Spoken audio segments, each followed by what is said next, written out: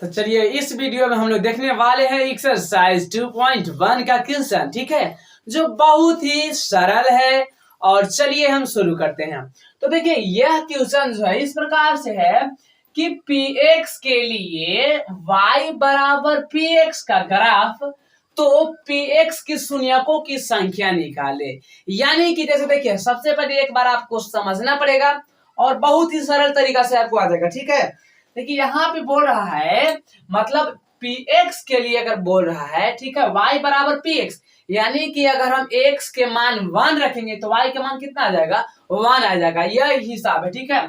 तो बोल रहा है कि आखिर में px के लिए बोल रहा है, तो हम देखेंगे कि x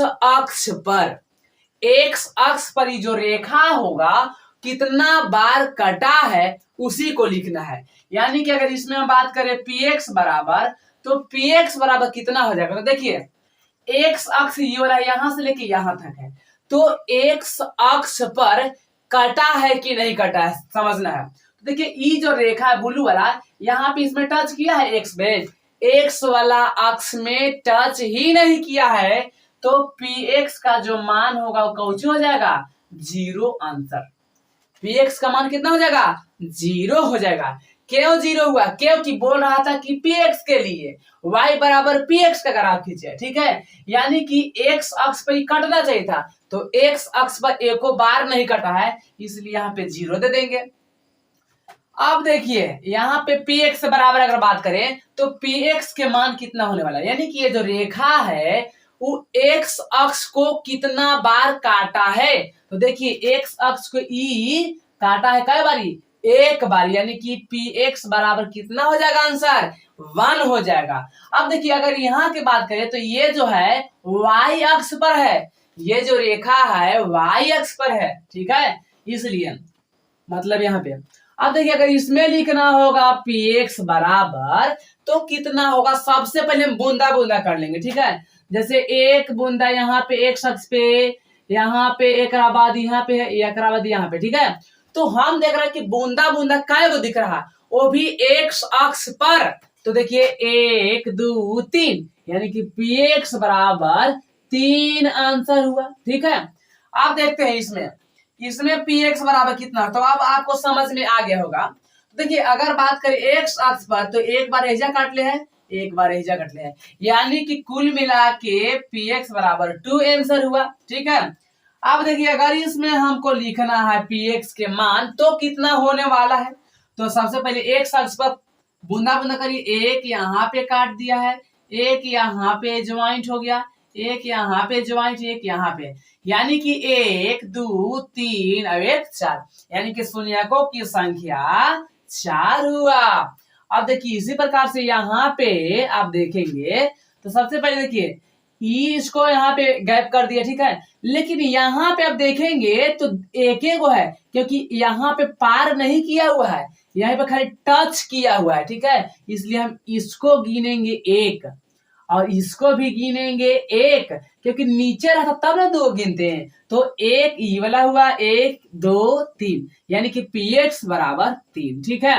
लेकिन अगर यही क्वेश्चन, सेम यही क्वेश्चन रहता, यहाँ बोलता कि py के लिए x बराबर कितना, x बराबर py अगर रहता, तब हम क्या करते हैं, अगर यहाँ पे py लिखना रहता हमको, तो देखिए y पर कितना बार कटल है, एक बार, यानी कि py बराबर अगर लिखना होता तो 1, अगर इसमें अगर py बराबर लिखना होता तो y अक्ष पर कितना बार कटले है, एक बार ही। इसमें लिखना रहता तो क्या देखते हैं, यहाँ पे देखते हैं कि सिर्फ एक बार काटा है तो 1 आंसर होता।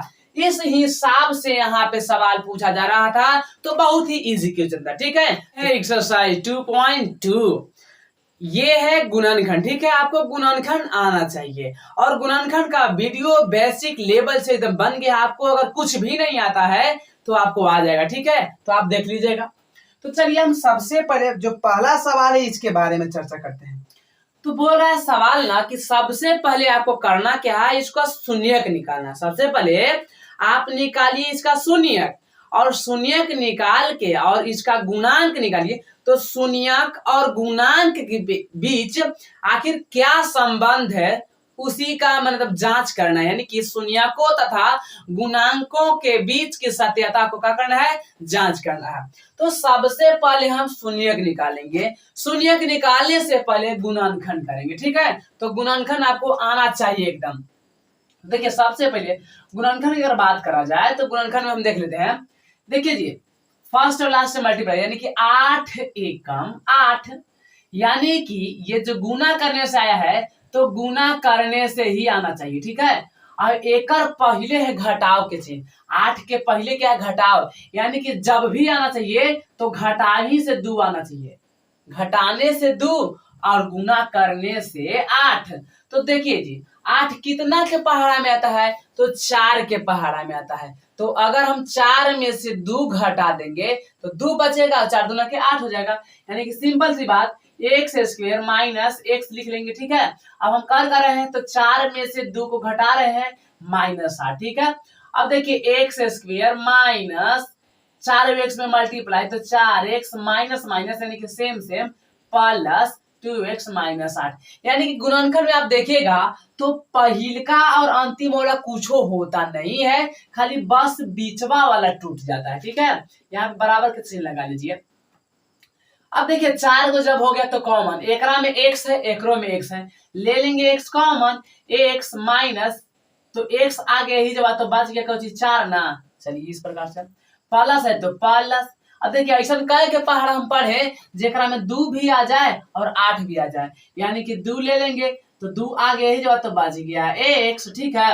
अब हम क्या करने वाले हैं कि ये क्या है, माइनस है तो माइनस और प्लस में जब मल्टीप्लाई करेंगे तो माइनस हो जाएगा, 2 के पहाड़ा काय बारी तो 4 बारी। तो आप देखेंगे ये और ये वाला दोनों में आपस में बराबर होना चाहिए, तो आपका गुणनखंड सही है, अन्यथा सही नहीं है। तो अब देखिए क्या करेंगे कि एकरों में x माइनस 4 है और एकरों में x माइनस 4 है, तो हम ले लेते हैं कॉमन, ये दोनों में से निकाल लिए, तो जब एकरा में ये वाला हिजा गया तो बाकी बचा बेचारा अकेले, अब एकरा में बच गया प्लस और 2, तो यही हमारा हो गया गुणनखंड। अब लिखेंगे कि शून्यक ज्ञात करने पर, शून्यक ज्ञात करने पर, तो शून्य ज्ञात करने का मतलब होता है बराबर में 0 लगा देना, ठीक है। यानी कि x minus 4 into x plus 2 और लिख के बराबर में दे दें 0। अब हम बारी बारी से तुलना करेंगे, यानी x माइनस 4 जो है ये भी के का बराबर हो गया 0 के, यानी कि x बराबर -4 है तो इधर आ गया प्लस, यानी कि x बराबर +4। और यहां से देखें तो x प्लस 2 बराबर 0 और x बराबर प्लस है तो माइनस, तो यहाँ पे 2 गो मान मिला, ठीक है। जो पहले मिला इसको मान लीजिए अल्फा और जो बाद में मिला इसको बीटा। इससे आपको कोई दिक्कत होना नहीं चाहिए, इसको भी बीटा मान सकते हैं, इसको भी अल्फा मान सकते हैं, कोई दिक्कत नहीं है। लेकिन चलिए हम इसको मान लेते हैं अल्फा, इसको मान लेते हैं बीटा, इस हिसाब से। तो देखिए हम क्या करेंगे, सबसे पहले लिखेंगे शून्यकों का योगफल, शून्यकों का योगफल जांच करने पर, ठीक है। तो शून्यकों का योगफल, शून्यकों का अगर योगफल बराबर, यानी कि अल्फा प्लस बीटा बराबर माइनस बी बटा क्या होता है, ए होता है। तो हम अल्फा के जगह पर 4 लिख देंगे और प्लस बीटा के जगह हम -2 लिख देंगे, माइनस बी बटा में ए। तो आप यहाँ पे देखें 4 -2 बराबर -b और बटा में ए, तो 4 में से 2 घटा बाकी बचा 2 और बटा में कुछ नहीं बचा तो 1, यानी कि हम देख रहे हैं कि a बराबर कुछ a के नीचे 1 है, यानी कि a बराबर 1 और b के इधर क्या है 2, यानी कि -b बराबर 2, यानी कह सकते हैं कि b बराबर कौन सी -2, यानी कि a के जगह पर 1 और b के जगह पर -2। तो देखिए ए जो हुआ है यहाँ पे a बराबर कौन सी एक्स स्क्वायर के गुणांक यानी कि 1 और b के जगह पर x के गुणांक -2 और c बराबर -8। तो हम देख रहे हैं कि a बराबर 1 तो a बराबर 1, b बराबर -2 b बराबर -2, यानी कि अब सही है, ठीक है। अब हम क्या करेंगे, अब लिखेंगे शून्यकों का गुणनफल, शून्यकों का गुणनफल, शून्यकों का गुणनफल,